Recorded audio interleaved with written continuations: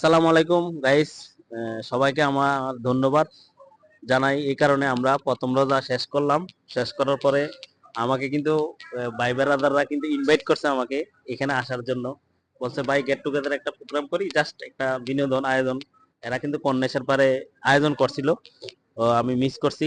তারপর বলতেছে ভাই একটু আমাদের সাথে একটু সৌজন্য সাক্ষাৎ করা উচিত।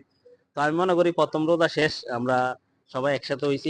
আমি কিন্তু ডিউটিতে আছি, ডিউটি অবস্থা, আমার অর্ডার চলে আসছে। তারপরও আমি তাদেরকে ভাই বেড়াদার ফালাইতে পারবো না, সময় দিতেছি। প্রত্যেকের আমি একটু একটু অনুভূতি জানবো। প্রথমে জানবো ভাইয়া কেমন আছেন, কি অবস্থা? এই তো ভাই আলহামদুলিল্লাহ। আপনার নামটা বলেন। ও, আমার নাম ফিরোজ। আমার দেশে বাড়ি হলো চাঁদপুর। আহ, আজকে কেমন লাগতেছে দীর্ঘ 3 বছর পর বিদেশে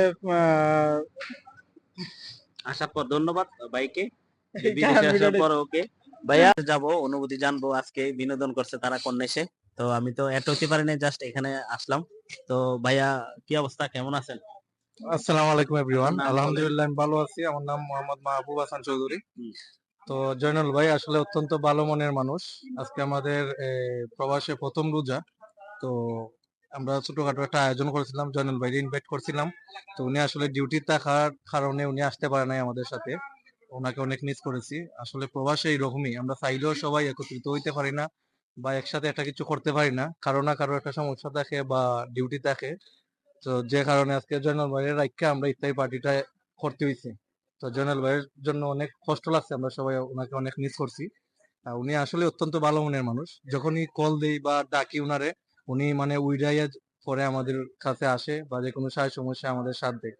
তো আমি এটাই বলবো, সবাই আপনারা জয়নাল ভাইরে সাপোর্ট করবেন। আর এই ভিডিওটা যারা যারা দেখবেন, লাইক কমেন্ট শেয়ার অবশ্যই করবেন, ওনার পাশে থাকবেন। সালাম ধন্যবাদ আলাইকুম। সবাইকে। আমি আবারও বলি, প্রবাসে যারা আছি আমরা এনজয় করি, মজা করি। তো যারা দেশে আছেন, টেকনাফ থেকে তেতুলিয়া, রূপসা থেকে পাতুরিয়া, সবাইকে আমার এই প্রথম রোজার সমাপ্তি ইতি টানছি। সবাই ভালো থাকবেন, সুস্থ থাকবেন। আল্লাহ হাফেজ, আসসালামু আলাইকুম।